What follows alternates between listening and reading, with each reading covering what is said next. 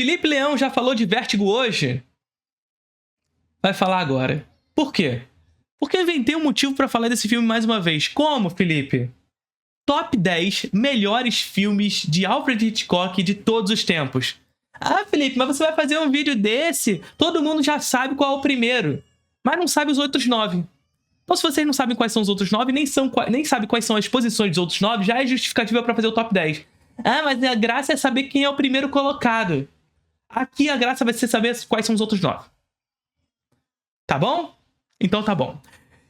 Em 10º lugar, no top 10 melhores filmes de Alfred Hitchcock, e eu preciso dizer assim, antes de tudo, é preciso dizer que Alfred Hitchcock é um diretor de mais de 50 filmes.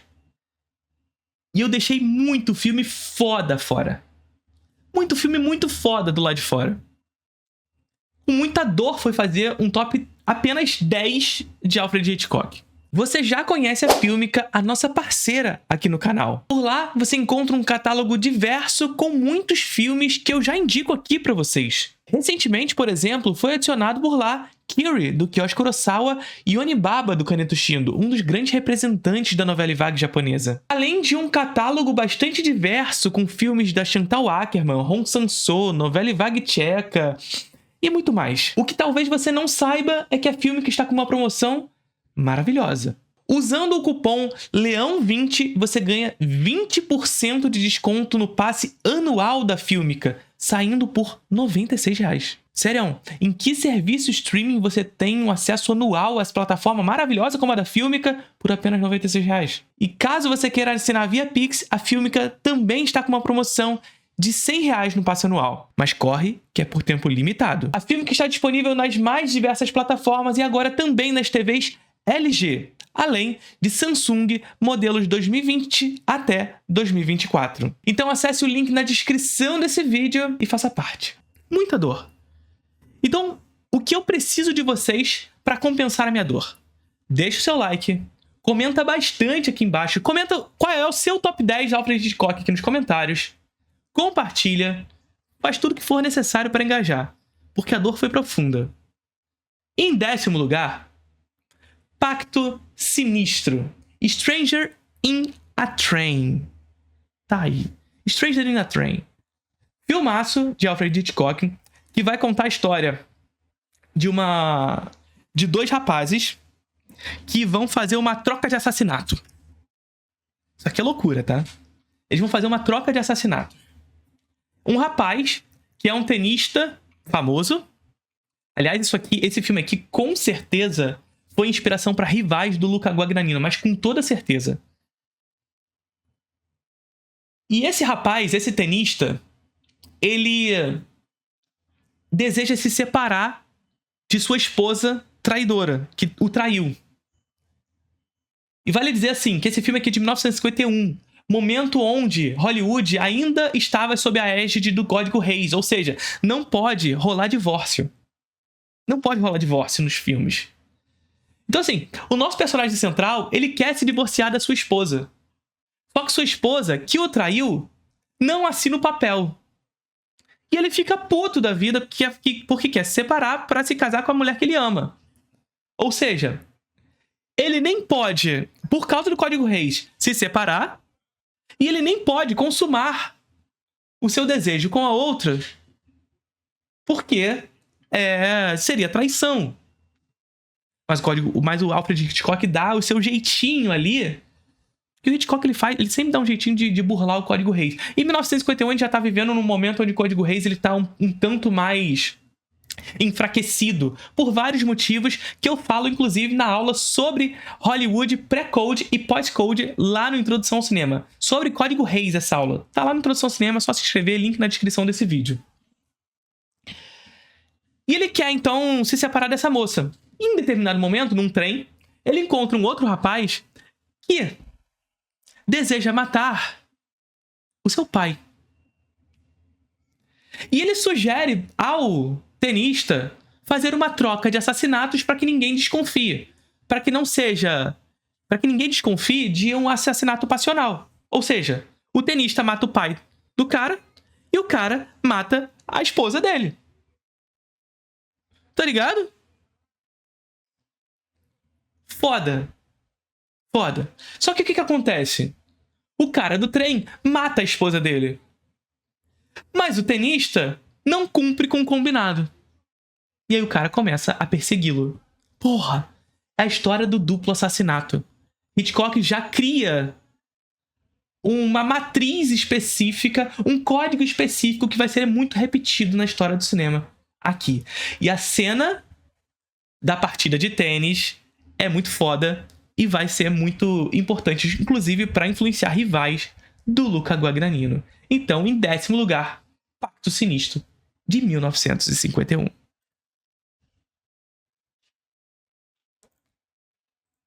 Peraí.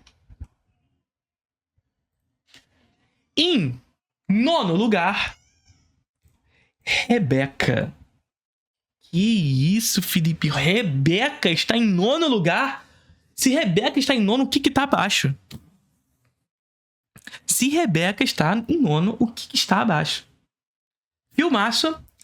E em Rebeca, de 1940, o Hitchcock já introduz algumas questões que seriam muito marcadas nos filmes dele posteriormente. Sobretudo, a lógica da segunda mulher. Então vocês vão ver muito marcada essa lógica, por exemplo, em Marnie. Nós temos uma mulher que depois vira outra, mas é a mesma pessoa. Essa mesma lógica em Vértigo, né? A Madeleine, que na verdade é Carlota, que na verdade é Judy Barton. Então essa lógica das duas mulheres é algo muito presente na obra do Hitchcock. Em Psicose, né? A pessoa que é a personagem principal, a Marion Crane, personagem principal que morre, e depois nós temos o retorno de uma segunda mulher. Essa é mais uma matriz, é mais um código narrativo que o Hitchcock populariza e que depois do Hitchcock começa a surgir a rodo, as duas mulheres. Isso acontece, por exemplo, em Instinto Selvagem, do Paul Verhoeven, que é o Vértigo do Paul Verhoeven. Isso vai acontecer em Cidade dos Sonhos, do David Lynch. Isso vai acontecer em Estrada Perdida, do David Lynch também. Então isso vai acontecer em Phoenix, do Pet Soldier. Esse retorno da segunda mulher, que pode ser a mesma ou outra. Percebe? Em Rebeca, isso já existe, mas aqui sob uma perspectiva de uma fantasmagoria. Ou seja, uma mulher chega na casa do ricão e existe o fantasma do passado de uma mulher que assombra aquela casa.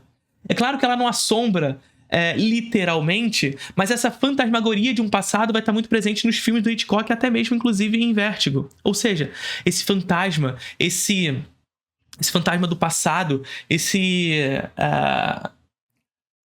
essa presença que marca aquele lugar e que assombra a vida da personagem principal, que vai precisar sempre se espelhar nessa pessoa.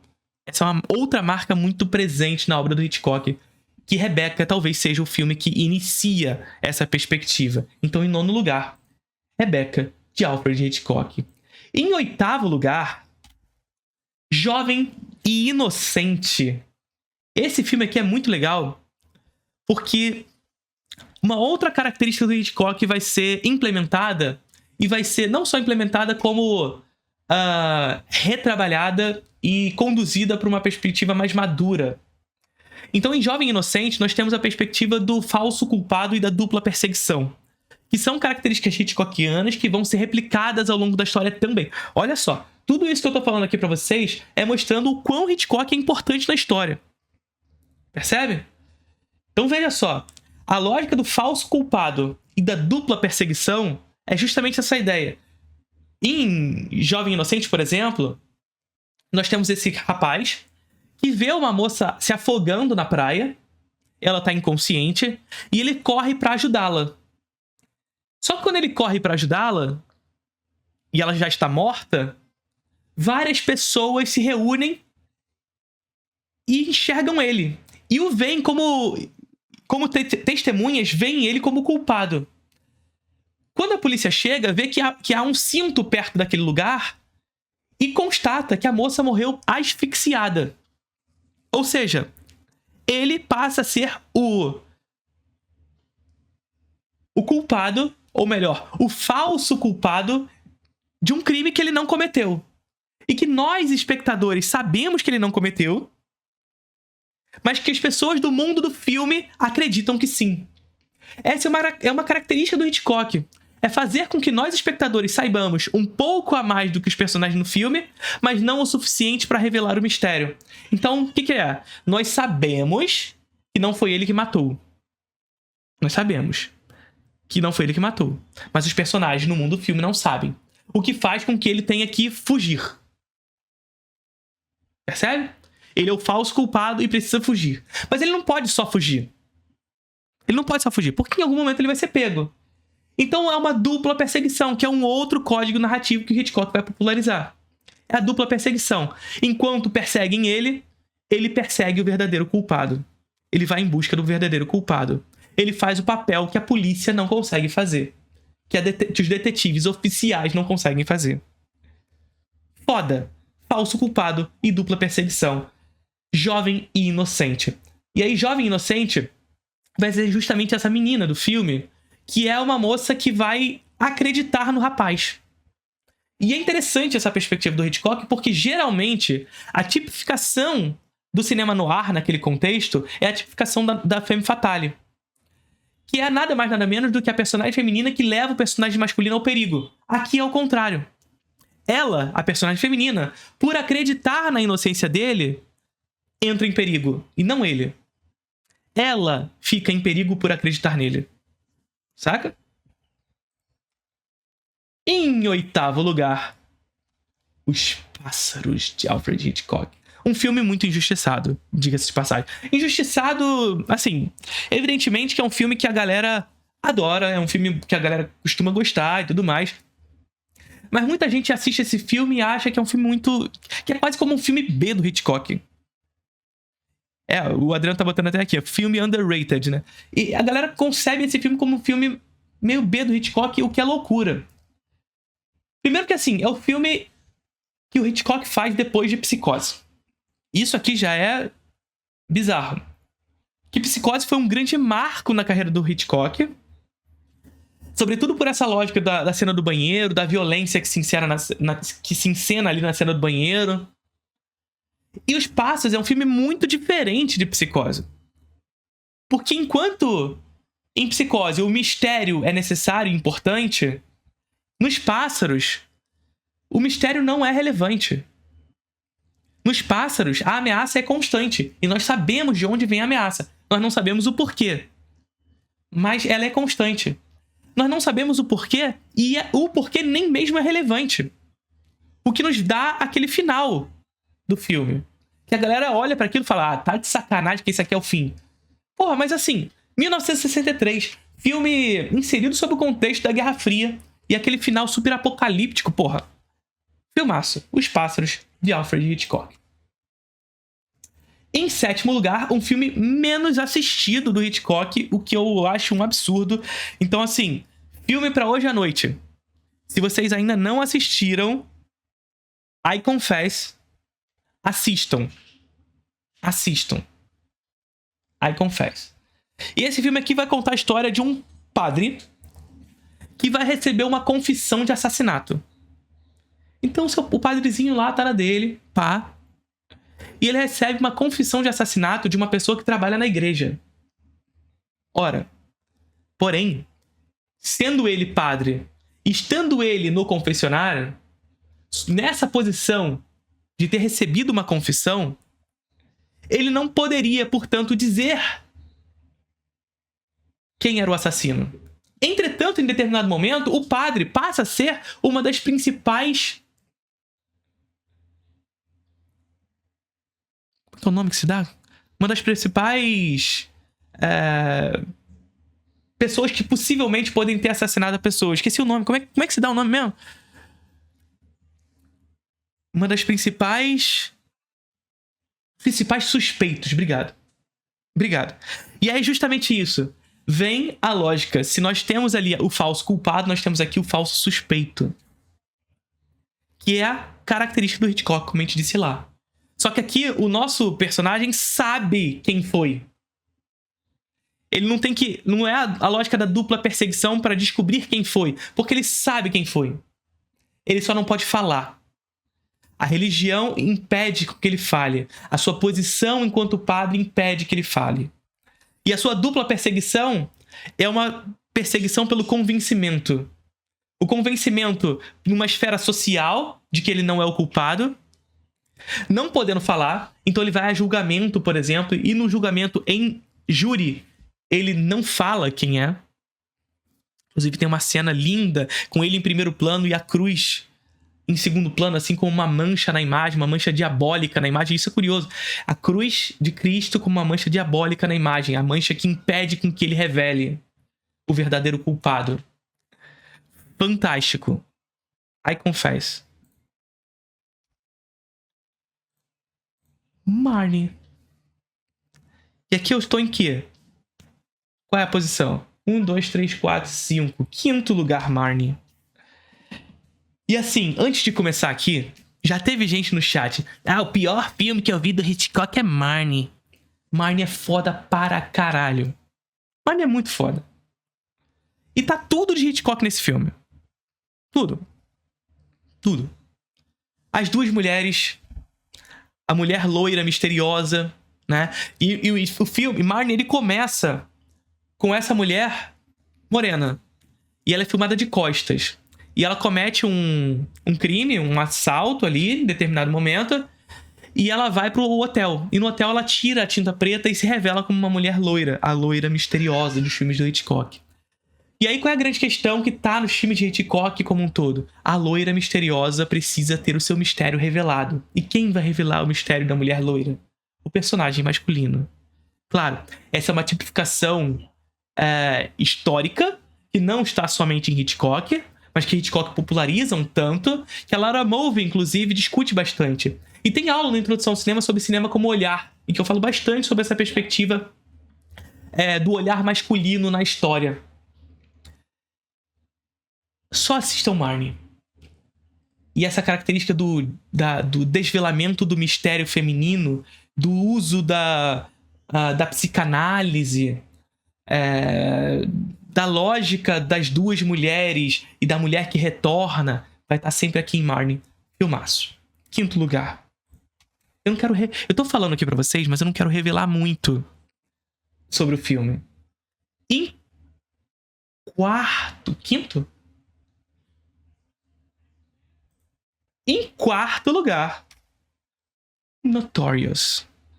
Interlúdio. Foda. Foda.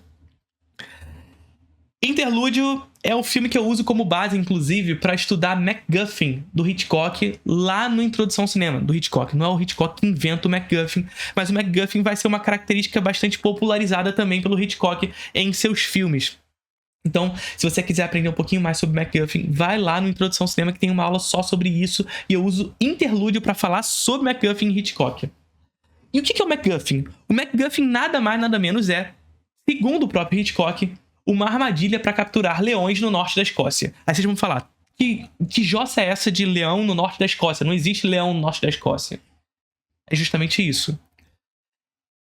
O MacGuffin nada mais é do que uma ferramenta para fazer com que o personagem central do filme saia de sua posição de segurança em direção ao lugar onde a história realmente vai acontecer. Mas esse gatilho narrativo não necessariamente, portanto, será a finalidade desse movimento.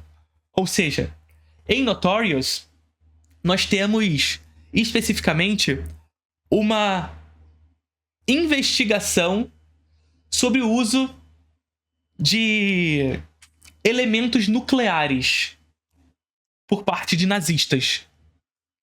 Só que a história não é sobre isso. E isso é tão somente um motivo para fazer com que a personagem Ingrid Bergman case-se com o nazista para descobrir. E a história, na verdade, é uma história de amor. Na verdade, a história é da moça entre dois rapazes. Percebe? O clássico melodrama da moça entre dois rapazes. E o rapaz, o mocinho, querendo salvar a moça. Sabe? Filmaço. A cena da chave aqui é brilhante. Mostra uma outra característica do Hitchcock. Hitchcock não mostra, mira. Por Hitchcock não interessa mostrar o mundo. abrir o mundo, mas mirar. Mostrar aquilo que é importante. A cena da chave e o que vem em seguida, daquele plano geral, indo direto pro específico. Só assistam. Interlúdio de Hitchcock. Em terceiro lugar, Psicose. Psicose. Terceiríssimo lugar aqui na nossa lista. Psicose é um filme paradigmático na história do cinema, não só na carreira do Hitchcock, mas é um filme paradigmático na história do cinema. Um filme paradigmático para o cinema de terror. Depois de Psicose, vem o cinema giallo, vem o slasher, por exemplo. Tem aula na Introdução ao Cinema sobre giallo, que é o cinema de terror italiano.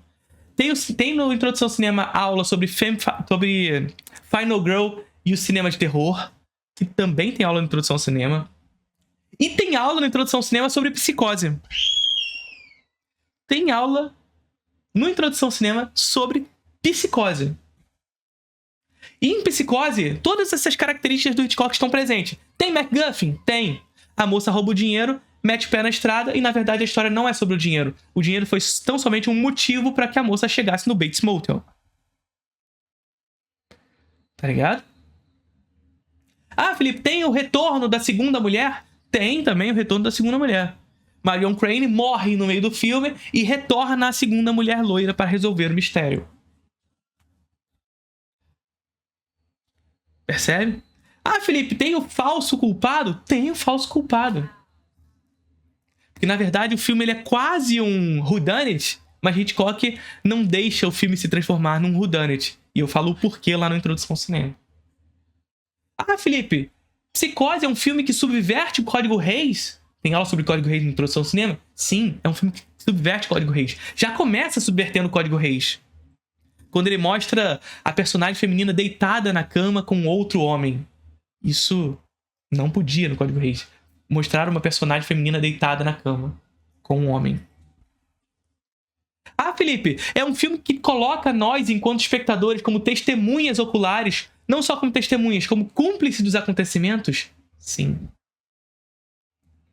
Ah, Felipe, é um filme que cria um espetáculo individual do olhar no personagem central? Sim. O que significa isso? Tem aula lá na Introdução ao Cinema sobre isso também.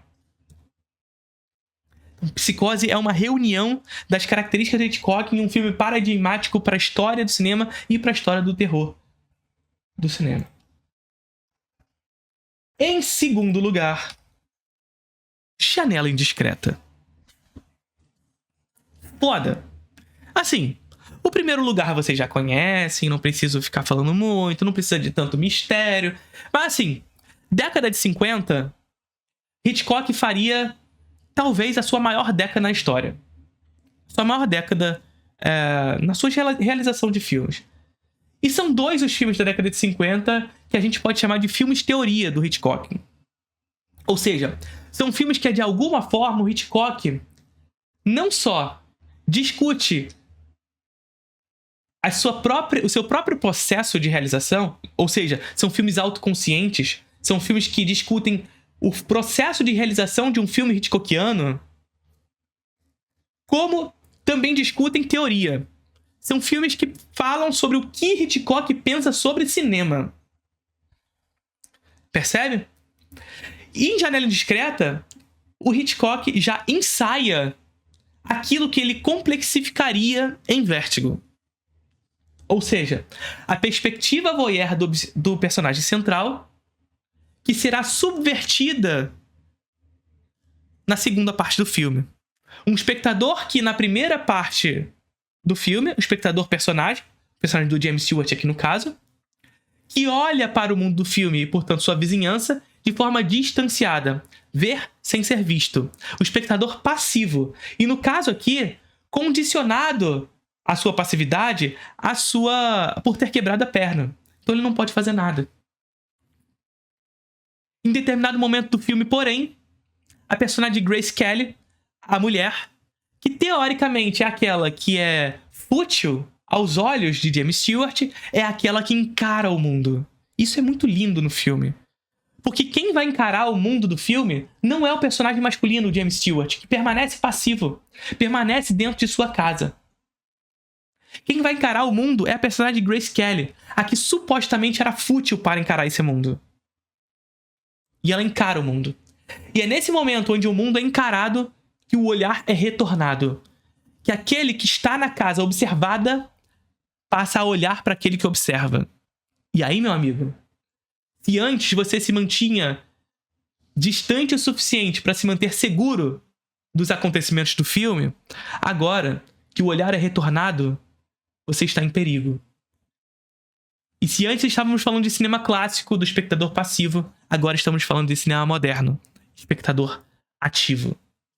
Tem aula sobre cinema clássico e cinema moderno no Introdução ao Cinema, inclusive. Tem aula sobre voyeurismo no Introdução ao Cinema também, inclusive. Tem tudo lá no Introdução ao Cinema. Link na descrição do vídeo. E a cena final, no embate final entre a ameaça e James Stewart na sala escura, é uma aula de cinema.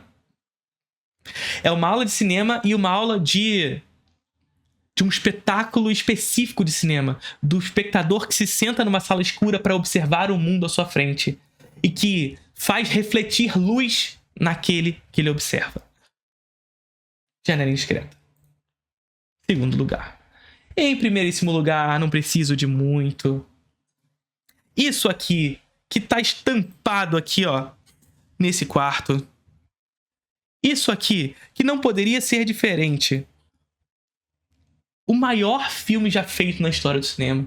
Não é o meu favorito, vocês sabem que o meu favorito é Han. Mas isso aqui é o maior filme já feito na história do cinema. Isso aqui é o filme basilar da história. É o filme matriz. É um filme que reúne todas essas características que a gente comentou do Hitchcock e outras muitas, que não dá tempo de a gente conversar aqui, mas dá pra conversar na Introdução ao Cinema. E complexifica isso tudo sob uma perspectiva teórica. Então, voyeurismo, as duas mulheres, o mistério feminino, a obsessão masculina, a fantasmagoria, o MacGuffin. Porque, eu não sei se vocês sabem, mas o Hitchcock diz que Vértigo é um filme sobre um homem que se apaixona por uma mulher morta. E é literalmente isso, né, gente? O personagem de James Stewart, ele não se apaixona por Judy Barton. Ele se apaixona por Madeleine. Mas Madeleine nunca foi Madeleine. Porque, teoricamente, ela estava interpretando Carlota. Ou seja, James Stewart, por não saber que Madeleine estava interpretando Carlota, James Stewart estava apaixonada por Carlota, que era um espírito obsessor. Vértigo é um filme sobre necrofilia. Vértigo é sobre um filme que se apaixona... Vértigo é um filme sobre um homem que se apaixona por uma mulher morta. James Stewart se apaixona por James Stewart se apaixona por Judy Barton, mas Judy Barton nunca foi Judy Barton. Judy Barton estava interpretando Madeleine. Mas Madeleine nunca foi Madeleine, porque Madeleine estava possuída pelo espírito de Carlota. Então James Stewart estava apaixonado por Carlota. Só que Carlota nunca foi Carlota. Era Madeleine. E Madeleine nunca foi Madeleine. Era Judy Barton. Só que Judy Barton nunca pôde ser Judy Barton. Porque a obsessão masculina desejava que Judy Barton fosse Madeleine. Que nunca foi Madeleine, era Carlota. Quem é Judy Barton? Ninguém. Um fantasma. Um espírito. Evidentemente que não literalmente. Mas um fantasma.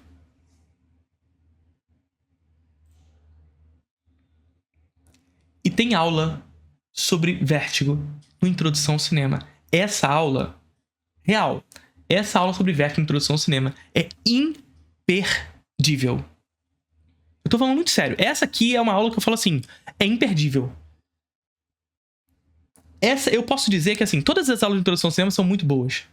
Mas essa aula de Vértigo é a aula que eu falo pra galera. Depois que você assistir essa aula, você vai ver Vértigo em tudo que você verá na história do cinema que foi feito depois de Vértigo. Tá vendo aquele vídeo ali? É exclusivo para membros. Seja membro aqui do canal, contribua com a produção de conteúdos por aqui. Eu dependo de você para que isso aqui continue acontecendo. Curtiram o vídeo?